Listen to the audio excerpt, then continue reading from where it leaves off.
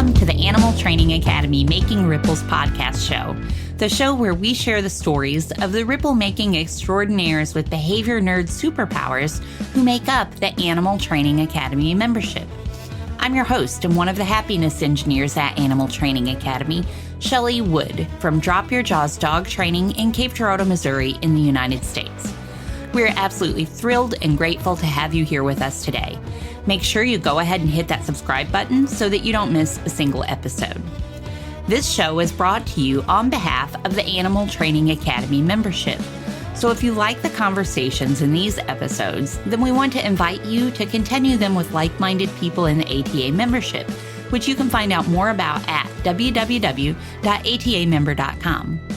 Within the membership, you can get access to twice monthly live web classes, the back catalog of previous web class replays, plus a huge library of videos and projects to help you problem solve your training challenges. And we're a sociable bunch with an exclusive private Facebook group and forums area. It's like a Netflix social media platform for animal behavior geeks.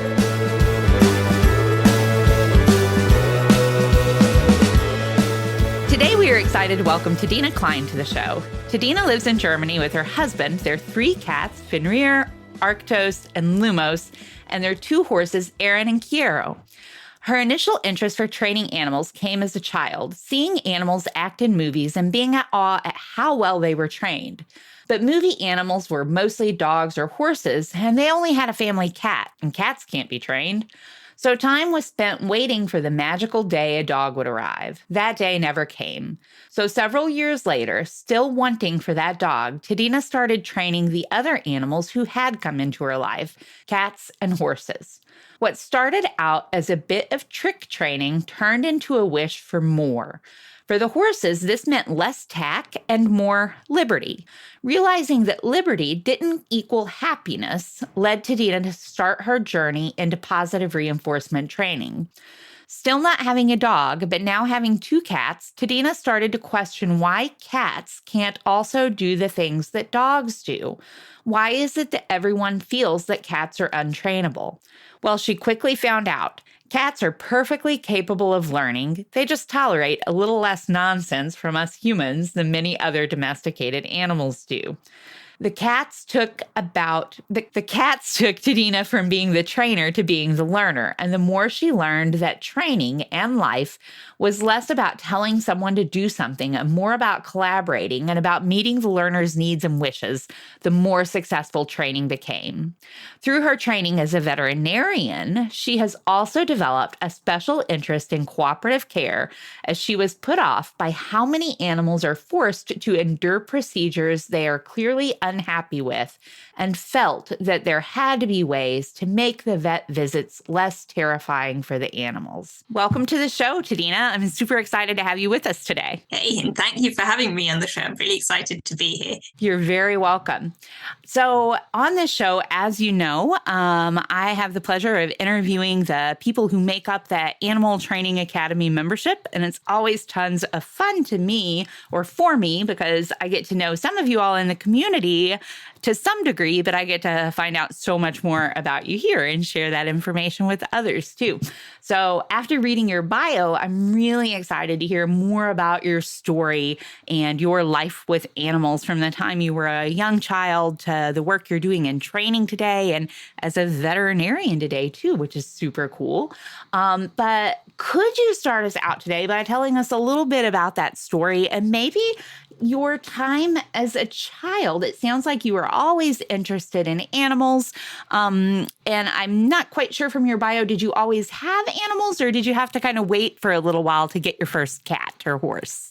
We had animals from quite a young age, I think, due to me. So my family didn't have animals before me. Well, not really much. And yeah, I was like the animal crazy kid. And if there were animals somewhere, I wanted to go meet them. And I think I was nagging a lot about having pets. And we got our first family cat when I think I was like 6 or 7. We also had later on like the rabbit, the guinea pig stuff type. But the most memorable are definitely the first family cat. And then later on in teenage years, I started to spend more and more time with horses and at local riding yards and getting more into that. And what was your first family cat's name? He was called Charlie. Aw, very cute. Much easier to pronounce than the ones we have now. Charlie I can do, yes. And did you ever have your own horse as a child? Later on, so late teenage years, I had my first horse. Nice. And it sounds like you were interested even in training from a young age, but just didn't really think that cats or horses were as good of candidates for training as a dog would have been. Yeah, so I loved what people could do with animals, and I always loved like watching people train animals and do things with animals. And it was mostly dogs. So you have the dog sports, you have agility, you have obedience, you have all the other stuff. Then you have like the animals you see in movies. So as a kid, especially as like a kid who loves animals, you're watching movies with animals, and then you just love to see those animals do all kinds of cool stuff and interact with the actors. And yeah, that was kind of what got me started and interested in training. But that was pretty much it at that age, because when you're 10 years old, you don't know much about training if there's no one around to teach you. So it's just like this awe of other people doing it, and wanting to do it, but not knowing how to do it. And if I understand correctly from your bio, which I may not, so please correct me if I've got it wrong, but it sounds like some of your first kind of I guess you might say more kind of formal training or more structured training experiences came with the horses. Would that be accurate? Yeah, that's pretty accurate.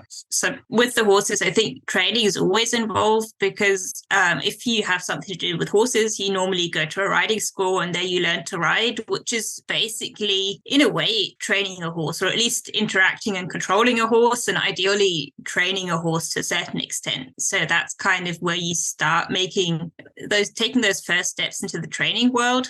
And unfortunately, a lot of the horse training is still not really using positive reinforcement. So many people who start out in the horse world, they start out with the more classical horse training, as in you build up pressure and then you release the pressure. But that's kind of how I got into training initially. Just through riding schools and horses, and learning to ride them, learning to interact with them, learning to be able to handle them on the ground, and then things evolving from there. I can really relate to that. I also grew up with horses, and I wouldn't have said as a child that I was like training per se, but like looking back on my experience with horses, I think you're right. There does seem to be this always kind of training interaction of some sort going on. And I also had the same experience of a lot of traditional kind of training with horses. An experience that I did not have in my time with horses, though, was working with horses with them at Liberty. Could you talk a little bit more about that? Like for folks who don't know what you mean when you say that you're working with a horse at Liberty, can you kind of explain what that means? I'll let you start there, and then I have another question for you as well. So that it refers to so working at Liberty in the horse world is basically when you work without all the tack and without all the ropes. So normally when you ride, you have a bridle on, the horse has a bit in its mouth, you have a saddle on the horse, and you have a lot of tack on the horse, and you're using that to help you steer and control the horse. And then there's quite a lot of people who are more or less famous in the horse world because they can do the stuff that other people can do with horses, but without all this tack. So they don't need the reins, they don't need the bridle, they don't need the saddle. They can lead without a lead rope. And that kind of creates the impression of the horse willingly doing it and of having this real connection with the horse, that you don't need a rope to make the horse go where you want it to go, but that it will follow you freely and follow you basically at liberty. And so in the horse world, liberty work basically means just taking away all that tack, and having a horse that looks as though it's free to participate in what you're asking of it. Great. And that kind of leads right into the next sort of question that was on my mind. In your bio, you mentioned that at some point you realized that, quote, liberty didn't quite equal happiness. And I think you're kind of getting at this with some of what, I think you're kind of alluding to some of this with some of the things that you're saying right now. But it sounds like there are different ways, even without any tack on a horse, to shape their behavior, to get them to do what you want or interact with you in a certain way. And it sounds like maybe you had a bit of an evolution there in your thinking and experiences with working with horses in that way. Is that right? Could you share a little bit about that with us? So with my first horse, my big goal was basically to be able to work at liberty with him. So to be able to ride him without the bridle, to be able to lead him freely, because of like all those people that you see and the horses that you see working freely with those people, and which is pretty inspiring. So if you've never done that and see no one else doing that around you, then that can really be a goal to work towards. And we did get pretty far, so we could do a lot at liberty, but he was never happy. So he worked with me and he did those things quite nicely, but he would also quite often say no quite loudly and really show me very obviously that he'd be much happier doing something else rather than doing that stuff with me. And that then kind of got me questioning whether what I'm doing is actually beneficial for him, or if this liberty means like freedom and him wanting to be there, why does it still feel as though I'm forcing him to be there? And why does he, on the one hand, come and do it with me, but on the other hand, why is there always this feeling of him not really wanting to do that and not really being happy with doing that? And then that kind of, he also reacted very negatively to pressure. So he wasn't a horse that could deal very well with pressure. And that then kind of leads you into looking more towards, or looking more into how you train horses and why they react in certain ways to certain things and why certain training does work. And then you start getting on the path of pressure and release training, which is the standard in horse training, and what the benefits of it are, but also what the negatives of it are and what alternatives there are to that training. And that then brought me more and more towards positive reinforcement training, and trying to find an alternative to having him free next to me, but still in a way forcing him to be there next to me, and to trying to find a way of having him really participate out of the joy of participating with me and out of wanting something out of it for himself. Was that when you were younger as a child, or is that one of the horses that you have today that you're talking about? That was it started in my late teens and then early 20s. That was kind of the journey there with my first horse. But and what was no longer really as a child, but starting into adulthood. And what was that horse's name? He was called Warren. Warren. Another easy name for me there. And it sounds like Warren, you and Warren really learned a lot together.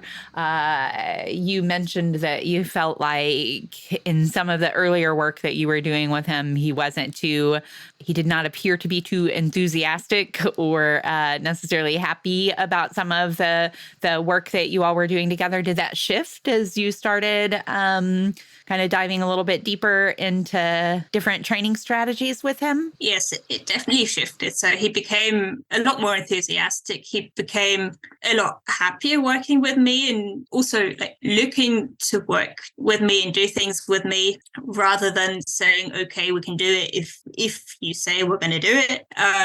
it was definitely very, very far from perfect, because it was my first tries of venturing towards positive reinforcement. Just like with what you found on the internet, reading a couple of things, watching a few videos. So there was definitely a lot I was doing wrong there. And it's, you think you're using positive reinforcement because you're using a clicker and some cookies. But if I look at it now, I think other than that, there was not that much positive reinforcement involved, because all the things that are really important in positive reinforcement, they were missing, because I thought by giving him the cookie after the click, I'm rewarding him and this is positive reinforcement and he's going to be happy. So it was a first step in the right direction, but it was far from perfect. Yeah. That's so interesting that you say that. There's a conversation going on in the Animal Training Academy community Facebook group right now. And I think that you commented on it as well. And it's a member who we were talking about before we hit record here. A wonderful member, SI, has posted a question in the community. And anyway, there's this big discussion going on it. And she just recently made a comment that's very similar to what you're saying right now, that I probably shouldn't have mentioned it was her post, because I'm gonna ruin the. I certainly couldn't quote it, but hopefully I'll get the gist of it right. But it was similar to what you were saying right now, as far as positive reinforcement is so much more than just feeding in her case, she was talking about feeding her dog a cookie, but I hear you saying some of the same things that were in the sentiment of some of the comments there with your work with Warren, and how positive reinforcement training is so much more than just handing a cookie. But we all start somewhere and learn, and hopefully continue learning as we go. So it sounds like the learning that you were doing with Warren was very positive for the both of you, even more than just the cookies, I'm sure. So that was when you were late teen, moving into young adulthood. And when did you, so in your bio, you mentioned that cats can't be trained. And then you mentioned training cats. So when did you begin to make a shift in your mind and in your practice with cats, realizing that cats, in fact, could learn and be trained like other animals? The very first time was actually as a kid, like being a bit frustrated that we didn't have a dog and that all of my friends had dogs. So our old family cat learned to give paw and learned to lie down. But that was when he wanted to do it, and he learned to do it, but it wasn't fully on cue. And it was more him saying, I'd like a cookie now, so I'm going to show this behavior, rather than actually me training him to reliably show behavior. Sounds like that cat may have been training you. I think that's generally what happens with cats. I don't think I've met a cat where that's different yet. I think with a lot of individual animals that the relationship becomes pretty reciprocal, right? We're trying to train them, and they're also learning they can train us to do certain things as well. Yes. Okay, so this cat trained you. They're often much quicker at picking that up than we are. So this lovely cat trained you to give a cookie for when it would give you a paw. Yes, that sounds about right. So that was my very first experience with being trained by a cat. And then it continued, I think early 20s a bit, but more or less along the similar lines. So just like a bit of fun trick training, with probably the cat training me more than me training the cat. And then we got 2 young cats 4.5 years ago. And with those, I then started doing more training. That's kind of when the real cat training started getting going. And there definitely has been some real cat training going on with these cats who are in your life today. So could you share with us about some of the fun and exciting training that you've done with these cats? Some of the things that you've been up to with them training wise? Definitely. What was always my inspiration for the cat training was seeing dogs do things. And then it was always kind of like this challenge. Like if a dog can do it, why can't you do it with a cat? So that's kind of how it started, and that's still pretty much where it's going. So it started with so where it left off with the other cats, with a bit of trick training, and then with the tricks getting a bit more challenging, and then seeing some cool dog tricks and thinking, I want to train that too. So one of them involved some retrieves, and that was like our first really big challenge and big trick, teaching one of our cats to retrieve to a box and retrieve to hand, and it was a pretty cool trick. I still like that one. And what was the cat retrieving? Just a little dog tug toy. We called it his magic trick, and basically there's a barrier in the room and the cat's in front of the barrier. I hand him a little tug toy or something. I hand him one toy. He goes behind the barrier, exchanges it for another toy, and comes back out of the front of the barrier. So it's kind of like he's magically changing the toy behind the barrier. Yeah. So that was like the trick training side, which we still do and still enjoy. And then we got into cooperative care training quite a bit, starting out with chin rests and then evolving that to see what's best suited for cats.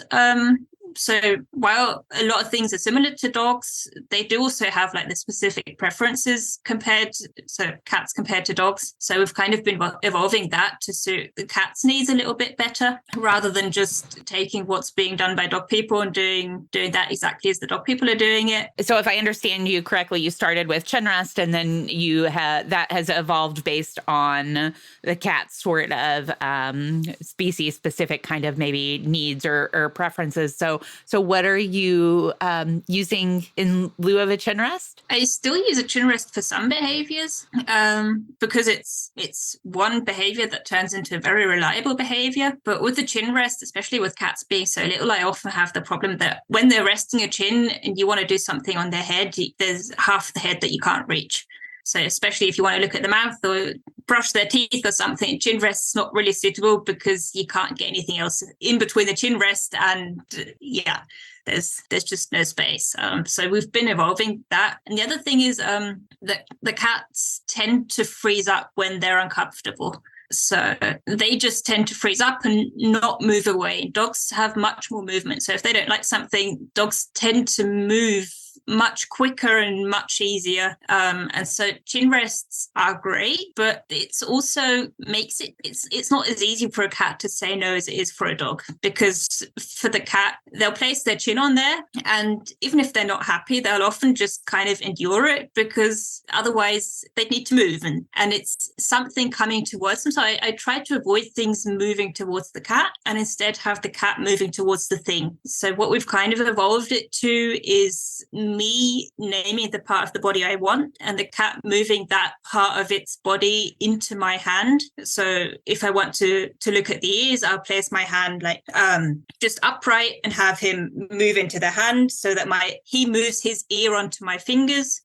Same for the eye. If I want his eyes, I'll have my hand in a position where he can move his eye onto my fingers. And that way it gives them much more control in a very subtle way, without them needing to move a lot or without them needing to choose whether to freeze in position or move away, because they can actually move the part of the body that I want towards me if it's a yes, rather than just waiting it out and having to say no if they don't want it. That's really interesting. And I would guess that there are folks who are doing similar things with dogs as well. And I'm not. I've typically done for husbandry handling behaviors, typically done the norm with what I think seems to be the norm with dogs, like teach a stationary chin rest or other kind of station behavior, add duration, and then slowly add the touch and things in. But it's super interesting hearing you suggest having the cat move their body part into instead of moving toward, and that might actually give more control. And I think that would be a really cool thing to do with dogs as well. So yeah, that's really interesting. I think you've inspired me. Maybe I'll try something out. It's great to hear that. It works really well. So even with a cat who's the most anxious one and who gets scared of people like grabbing towards him, he happily does that. So if he's okay with whatever I want him to do, he'll shuffle forwards and really press into me, and it works really well. So very cool. I really enjoyed hearing about that. I wonder, as a veterinarian, I would get, I mean, as a person. I do need to say I train as a veterinarian, but I'm not currently working as a veterinarian. Okay. That's right. I think we talked about that when we chatted before. I think even though as just a caregiver for any animal, I think that in an ideal world, we would, when we need them to, when something needs to be done for their health purposes, in an ideal world, they would be participating in that cooperatively and happily. But we can't always prep for that. Sometimes things happen very quickly that need to be taken care of that maybe an animal is not prepared for. And it's something that I struggle with cooperative care stuff. And I think that other people probably do too. I wonder if you have any thoughts on how to, let me see if I can get the question out right. I wonder if you have any thoughts on how to kind of change the picture when we are training and there is choice involved versus when there's more of a critical kind of emergency situation where we just have, we just have to kind of get something done. But how do we change the picture, do you think, in such a way that we don't ruin that trust and the training for some of the other work that we've done? Does that question make sense? Yeah, it makes sense. Do you have thoughts on that? I mean, I don't expect a direct. Yeah, but it's something you hear quite often. People saying, well, it's nice that your cat can do it in rest at home, but at the vets, they're not going to do it. Or when they're injured and they're in pain, they're not going to do it. But if they're injured and in pain, I don't need them to do it. And I'm also not going to ask them to do it. So I kind of split it into real cooperative care procedures for things that are not time sensitive. So it doesn't matter whether I do it today or tomorrow or in 3 weeks. Those are the things that I do with real choice, because then I can accept a no. And as soon as I feel like I can't fully accept a no, I don't offer that choice anymore, because that's the part that I feel ruins the training. If you say, hey, you've got a choice, can I do this? And the animal says no, and you say, I don't care, I'm going to do it anyway. That's why you lose that trust. And I've found it quite interesting, because the more cooperative care I do, the easier I can do things where I don't give them a choice, where I just kind of say this is necessary and we have to do this now. So a couple of weeks ago, one of our cats was quite sick and we needed to go to the vets. He's not a big fan of the vets. He gets pretty scared there. We're working on it, but we're definitely not where we want to be. But there was no choice involved there. He had to go through with the procedures, and it was quite a big appointment. So he had a full eye examination done. He had a blood draw. He had an ultrasound of the abdomen, including shaving his tummy. So it was a lot for one appointment. But he got more and more relaxed through it all. So it was as if he was kind of saying, as if he was scared, but saying, hey, I know what's being done, and we've done this before. We've practiced this at home, and it's not actually that scary. I know what this feels like. I know what's happening. I don't have a choice in whether I want this now or not, but I know it's not bad, or it's not awfully bad. I don't know. I'm not in this state of fear where I don't know whether they're going to kill me the next minute. It's just it's uncomfortable. Sure, I don't really want this at the moment, but it's okay. I can live with it, and I know that I'm going to live through it, because we've practiced people restraining me at home. We've practiced the steps involved in blood draws at home. We've practiced eye examinations at home. It's all stuff I've done before. It's all okay, actually.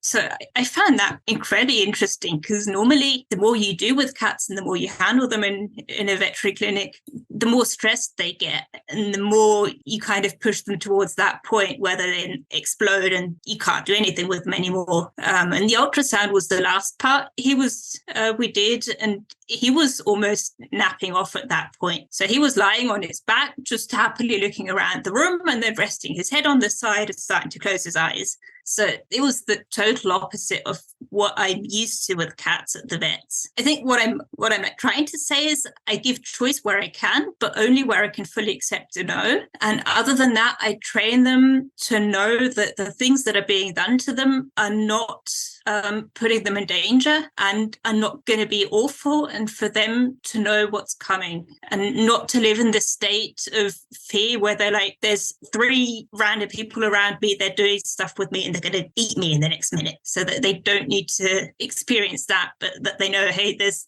people doing stuff to me, but they've done this to me before and I normally always get cookies for it, and it's not that bad actually. Thank you. That all makes a lot of sense. I really appreciate that answer. I know that when I first learned about cooperative care, I was just so excited about it, and wanted to spend so much time with my dog, training her, like all of the things. And I certainly blew up a lot of trust by training for things and then needing the thing before it was trained and going into it acting as if there were a choice and then getting a no and then doing the thing anyway, sort of exactly what you're advising not to do.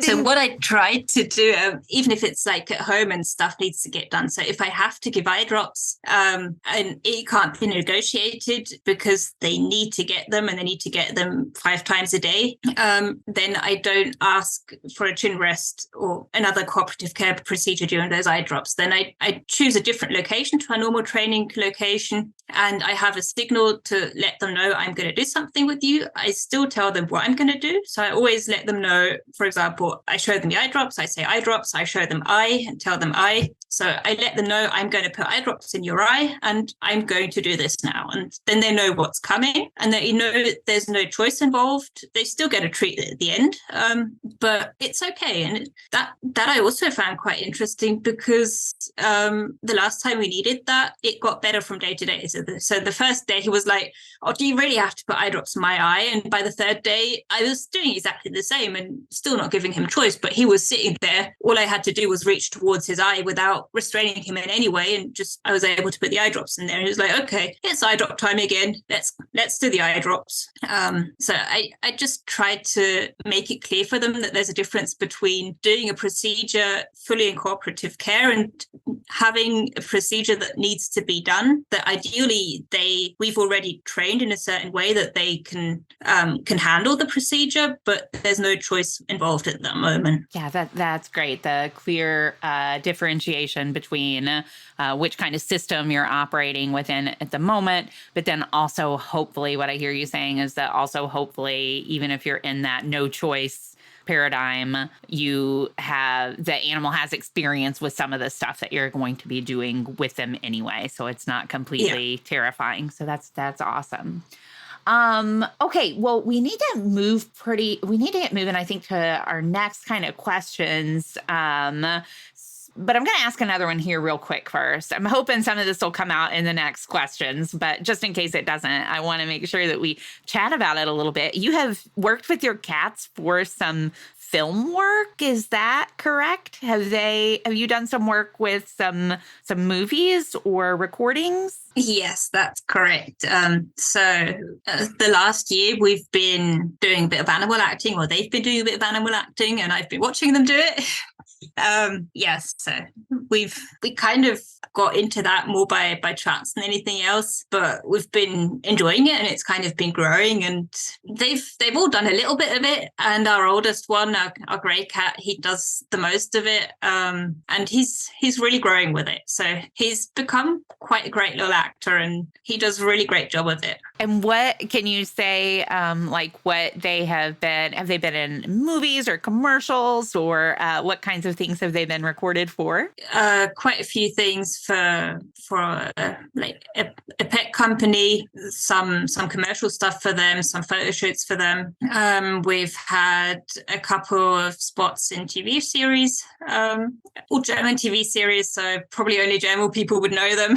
And we had a short film that we were in, and some other commercials for some other things as well. So it's been pretty mixed, a bit of everything. Oh, that sounds like a lot of fun. And I especially love it as I'm eyeing your bio to my right here that says, and cats can't be trained. So you went from a child thinking cats couldn't be trained to one who was teaching your cat's paw at a young age to one who is now training cats for film.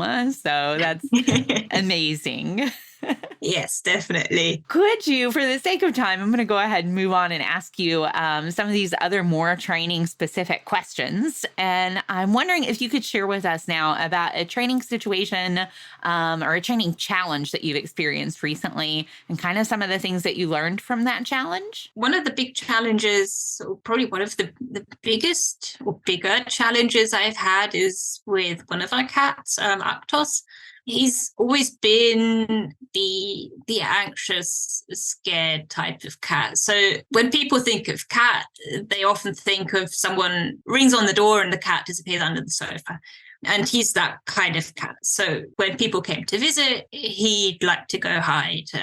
He was quite fearful of things or people moving towards him. And he was kind of like that from kitten age, even though, so he's like kind of always been that character. And it's something that we've been working on, which did seem to get a bit better. And we did have success sometimes, but it never really got better, as in got good.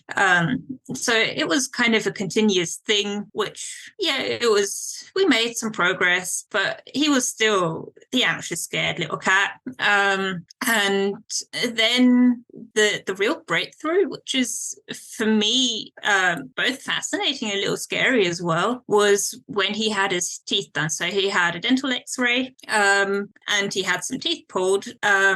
And you didn't really think that he had any problems because he was eating fine. He was playing. He was a happy, joyful cat that took part in life. He didn't show any signs of pain.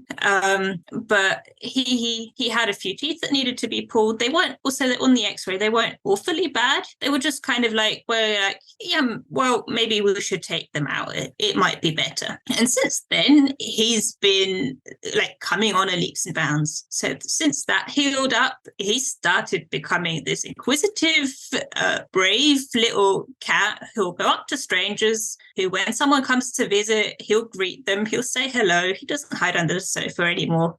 He does still have his moments where he's a little more anxious than the others, but it's no difference to what it used to be. And with very little training, he's just made massive progress. And to me, it looks as though he had pain with his teeth, and that was just kind of projecting onto any interaction he had. And so interactions with other people were painful, and he chose to not have those interactions and to just avoid them, which is totally understandable. But you look at it and you think you see a healthy cat, and he did have his regular vet visits, and you also didn't really see anything from the outside that his teeth were bad. He wasn't old either, so he was 2 years old.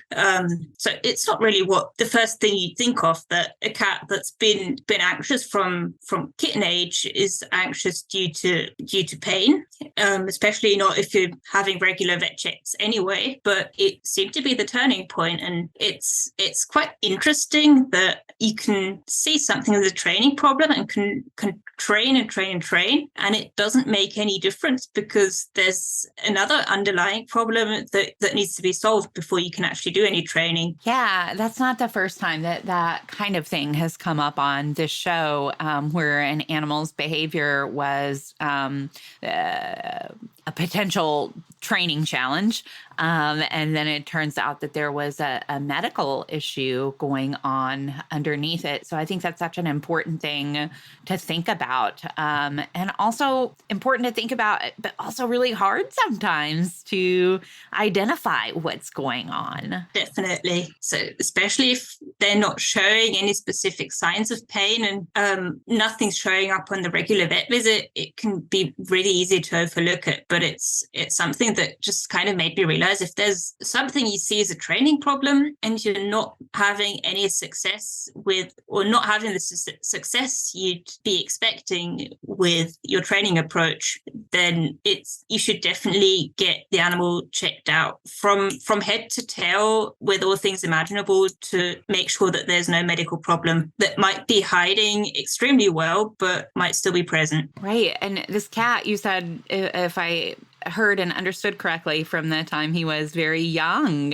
behaved in this way. And yeah, you could see how one might overlook that and think, oh, it's just this cat's personality, or it's behavioral. And it certainly seems like there was pain and discomfort maybe going on the whole time, contributing to the behavior. It's hard to say whether it's the whole time. So he was a feral kitty. So it was to be expected that he's a bit afraid of people, and that he's gonna, if he's anxious about something, that he's gonna go hide away somewhere, because in a way that's just the way feral cats are when they come into our lives. So as a kitten, that was totally normal behavior for him. And then it just kind of carries on, and the cat makes a lot of progress, but still kind of stays the more anxious type. And then it's just kind of like, yes, well, he's just a more anxious cat, and he's always been that way, and he's getting better, but it's just his type of character, and that's not necessarily what it is. So it is still his type of character. He is still, out of our three, the one who's the most skittish and the one who will get anxious the quickest, but it's a massive difference to how he was before. Well, I'm glad you all got to the bottom of the tooth issue, and that is... Yes, me too. So that he's doing better health-wise, physical health-wise in that regard, but also that it seems to have impacted his mental well-being and behavior in a positive way as well. And I don't think we could have enough reminders about the fact that health impacts behavior for sure. So that's a great example there. Could you share with us about a training situation or a behavior that you've trained before that you are either proud of or that you find reinforcing? I think there's lots of things I've trained that I'm proud of, and even more that I'm currently training that I'm proud of. But I think the thing that I'm most proud of, or that covers everything, is the progress I've made, especially recently in the last 1-2 years with the cats. And just me realizing that it's not about me being the trainer and the animal being the learner, or being the one being trained. And it's not about me asking them to do something and them doing it, but it's more about just enjoying life together and doing fun things together. And if I say I want to go left and my cat says he wants to go right, then why do I need to go left? So is there something where I say we have to go left now, or can we say, okay, let's go right and let's explore that direction? So if you look at it on walks, yeah, that's an easy one to make. Sure, we can go left rather than right. If you look at it in training, I find it much harder, because in training, if you're training to stay and the cat says, I don't want to stay, is that because he doesn't understand that you want him to stay? Is that because he doesn't want to stay? Is that because staying is uncomfortable for him in some reason? And then not being focused on your training goal, not saying, hey, I want to train to stay, and you're going to stay until I say you don't have to stay anymore.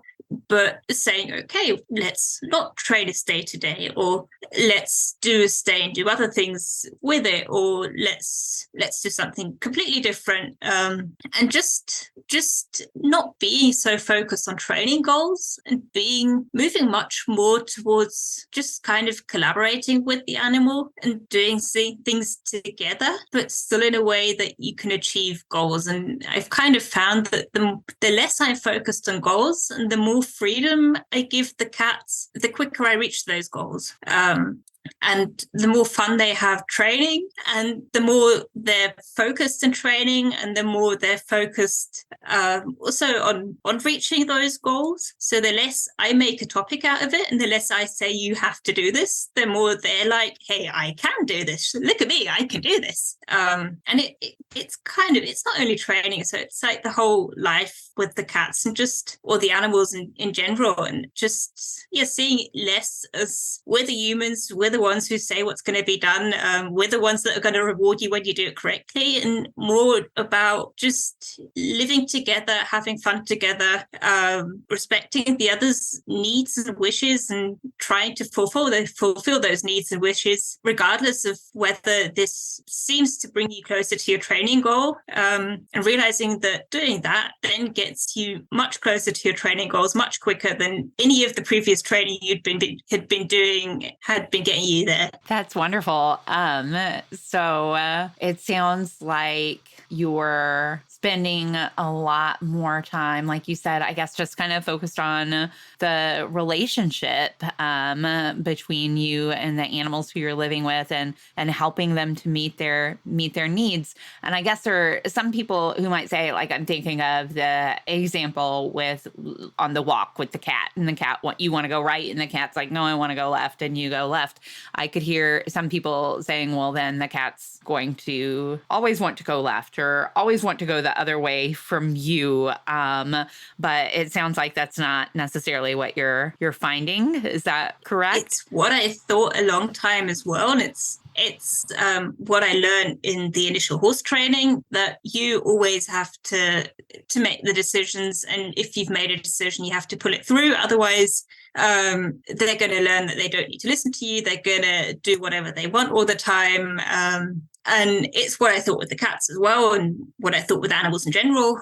And it was kind of, it's what a lot of people think. And it's been really interesting to see that it's exactly the opposite. So the more I say, sure, if you want to go left, you can go left, the more the next time he'll say, oh, today I don't need to go left. Today you can decide. Where do you want to go today? And the more freedom I give him, the less he needs that freedom. And so I never thought that I'd be able to, especially like with Fenrir, he's the most independent cat I've ever met. So if he wants to do something, he's going to do that. And the only thing stopping him from going where he wants to go is the end of the leash. And I never thought that I would ever be able to let him off leash outside, because if he wants to do something, he's going to do that. And who cares whether that human says something else? I'm going to go do that.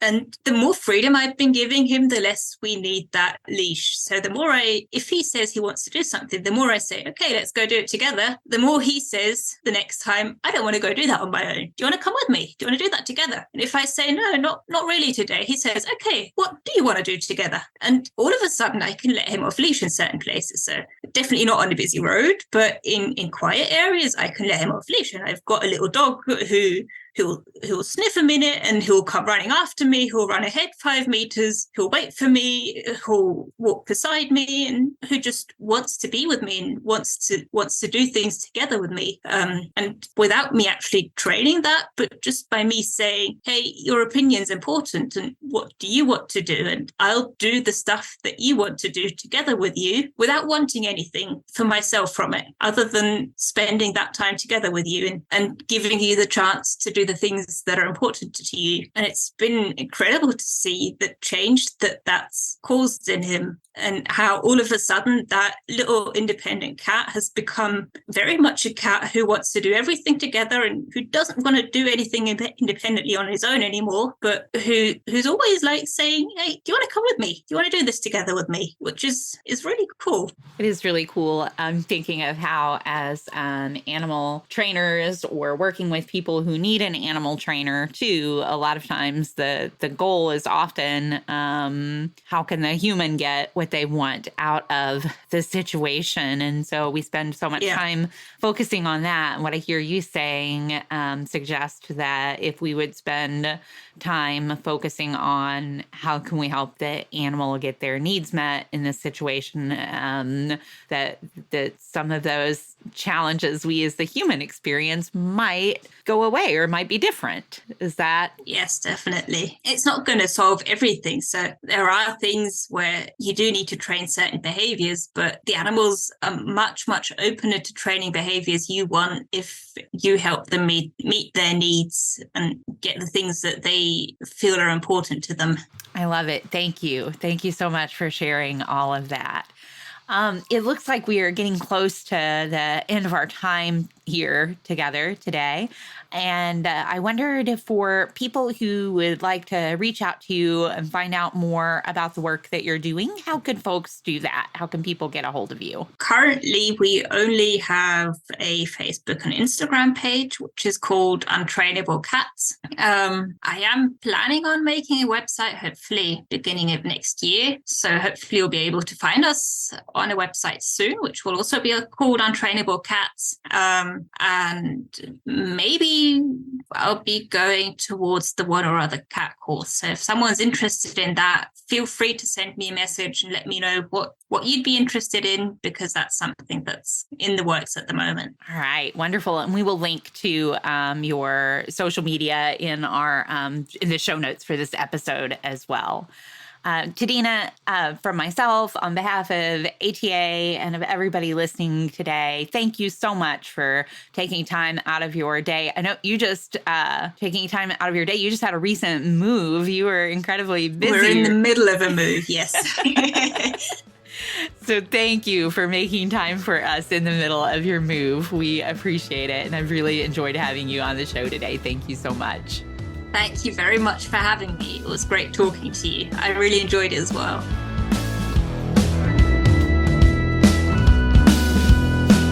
We do, of course, appreciate all of you tuning in as well. And if you have enjoyed this episode and are interested in carrying on the conversation about working with the animals in our lives in the most positive, most fun, and most choice-rich ways, then as mentioned at the start of this episode, the Animal Training Academy community is waiting for you. Head on over to www.atamember.com and click on the membership button in the main menu to learn more about what members are describing as the Netflix social media platform for behavior geeks. That's it for this episode, though. Thank you so much for listening. You'll hear from us again soon.